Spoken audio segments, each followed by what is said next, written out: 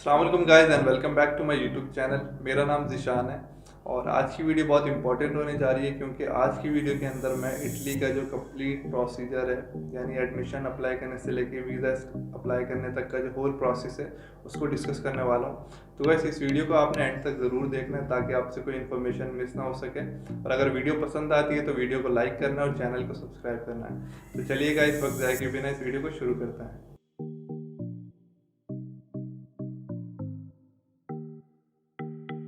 तो गाइस अगर इटली के प्रोसेस की बात करें तो ये पूरा प्रोसेस जो है वो 4 स्टेप्स में कंप्लीट होता है जिसमें स्कॉलरशिप इंक्लूड है। ठीक है, सबसे पहले तो आपने अपना एडमिशन अप्लाई करना होता है। एडमिशन अप्लाई करने के बाद आपने अपनी प्री इनरोलमेंट करनी होती है। प्री इनरोलमेंट के बाद उसी दौरान आपकी स्कॉलरशिप अनाउंस होती है तो आपने स्कॉलरशिप अप्लाई करनी होती है। फोर्थ और लास्ट स्टेप होता है जब आपकी प्री इनरोलमेंट होकर आपके पास समरी आ जाती है तो आपने वीज़ा अप्लाई करना होता है। तो ये 4 स्टेप में इटली का होल प्रोसीजर है जो आपने फॉलो करना होता है। तो इस होल प्रोसीजर के अंदर आपने 2 चीज़ों का ख्याल रखना है। ठीक है, सबसे पहली चीज़ उसकी जो डेडलाइन है यानी टाइम पीरियड जो है, इन चारों जो स्टेप्स हैं इसका टाइम पीरियड होता है। ठीक है कि एडमिशन कब स्टार्ट होंगे कब क्लोज होंगे इसकी भी एक डेडलाइन होती है।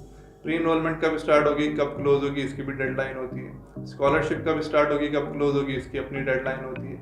और वीज़ा कब स्टार्ट होंगे और कब क्लोज होंगे इसकी भी अपनी डेडलाइन होती है। तो आपने सबसे पहली चीज़ जिसका ख्याल रखना है वो है डेडलाइंस। तो इन चारों प्रोसेस में डेडलाइन का लाजमी ख्याल रख लेना है आपने। और दूसरी जो इम्पोर्टेंट चीज़ है वो है रिक्वायर्ड डॉक्यूमेंट्स, यानी क्या रिक्वायरमेंट्स हैं।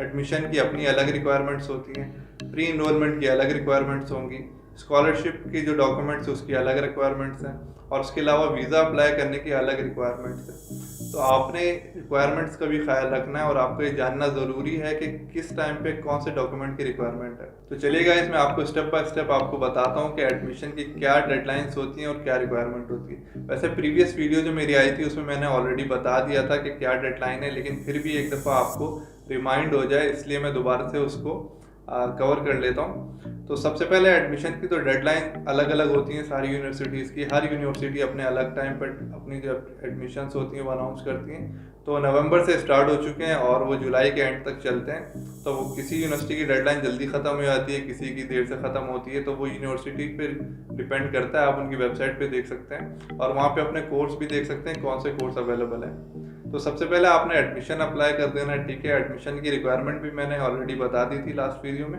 लेकिन एक दफ़ा फिर से रिपीट कर देता हूँ ताकि आपको रिमाइंड हो जाए वो चीज़। इसके अंदर सबसे पहले सीवी चाहिए होती है, उसके अलावा आपके एजुकेशनल डॉक्यूमेंट्स चाहिए होते हैं, इंग्लिश प्रोफिशिएंसी सर्टिफिकेट या आइल्स का सर्टिफिकेट चाहिए होता है, आपके पास एक मोटिवेशन लेटर होना चाहिए, आपने रिकमेंडेशन लेटर लिखवाने होते हैं अपने प्रोफेसर से, आपके पास पासपोर्ट होना चाहिए और उसके अलावा अगर कहीं पे काम किया है तो वर्क एक्सपीरियंस सर्टिफिकेट भी लगा सकते हैं और एक वाइट बैकग्राउंड फोटो चाहिए होती है। तो ये तो आपका एडमिशन का जो प्रोसेस है वो कवर हो गया जो मैंने प्रीवियस वीडियो में भी आपको बताया था। इसके बाद सेकंड स्टेप की बात करें तो वो होता है प्री इनरोलमेंट।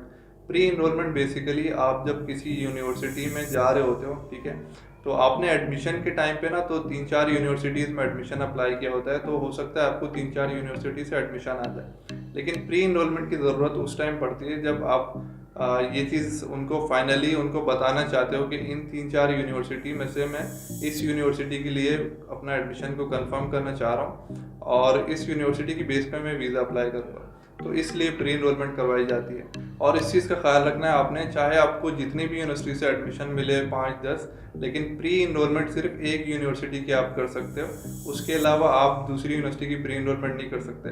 अगर कोई स्टूडेंट एक से ज़्यादा यूनिवर्सिटी के लिए प्री इनरोलमेंट करता है तो उसका जो एडमिशन है वो ऐसे ही कैंसिल हो जाता है। तो आपने इस चीज़ का लाजमी ख्याल रखना है कि एक ही यूनिवर्सिटी के लिए प्री इनरोलमेंट करना है। तो प्री इनरोलमेंट के लिए एक वेबसाइट है यूनिवर्स इटली के नाम से, वहाँ पे जाके आपने प्री इनरोलमेंट करनी होती है। तो उसका भी टाइम पीरियड बता दूँ, वैसे नॉर्मली वो अप्रैल के एंड या मई तक स्टार्ट होती है जो कि अगस्त के एंड तक चलती रहती है। तो आपको 3-4 महीने मिल जाते हैं अपनी प्री इनरोलमेंट करने के लिए।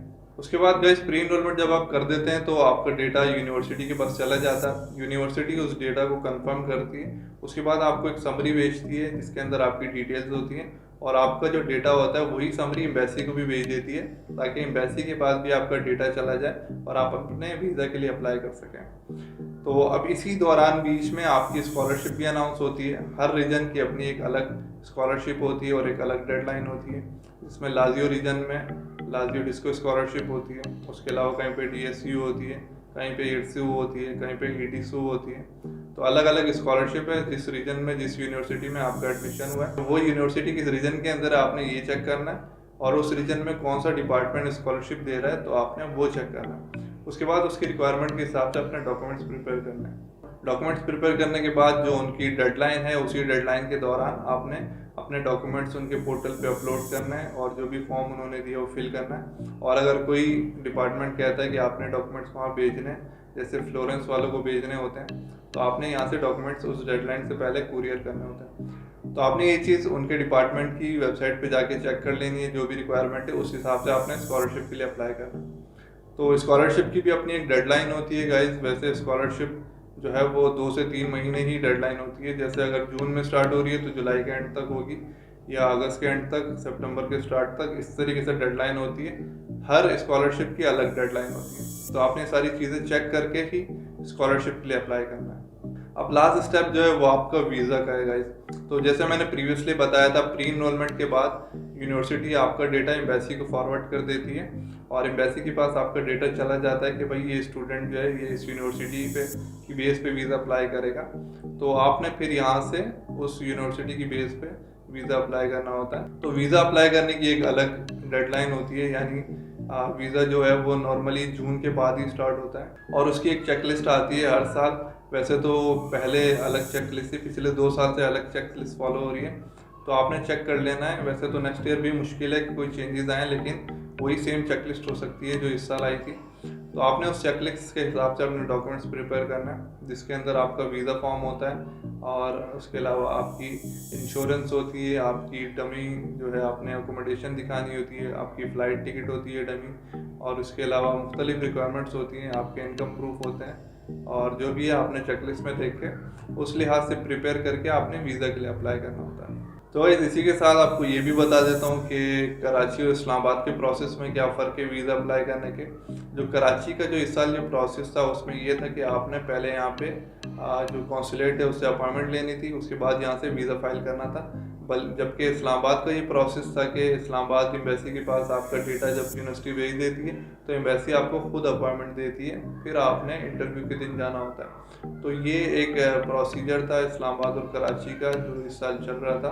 आपको एक अपडेट दी थी ताकि जो नेक्स्ट ईयर आने वाले उनको पता चल सके कि किस तरीके से एम्बेसी या कॉन्सुलेट काम करता है। एक चीज़ और इसमें बता दूंगा, आपको DOB भी चाहिए होता है अपने वीज़ा अप्लाई करने के लिए। कराची में ये होता है कि DOB आप पहले अप्लाई करते हो और कभी DOB आपको वीज़ा से पहले मिल जाता है, कभी ये होता है कि वीज़ा के साथ ही सबमिट करते हो। जबकि इस्लामाबाद में ये होता है कि आपने DOB और वीज़ा एक साथ सबमिट करना होता है और उसके बाद आपको जो भी है वीज़ा का जवाब आता है तभी आपको DOB मिलता है। तो गाइस ये पूरा एक प्रोसीजर था एडमिशन और उसके बाद प्री इनरोलमेंट, स्कॉलरशिप और वीज़ा अप्लाई करने का।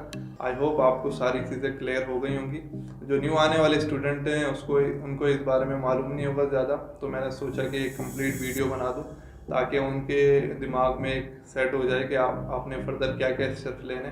और यहाँ पे एक चीज़ और क्लियर कर दूँ कि कितना टाइम लगता है ओवरऑल इस प्रोसेस के अंदर।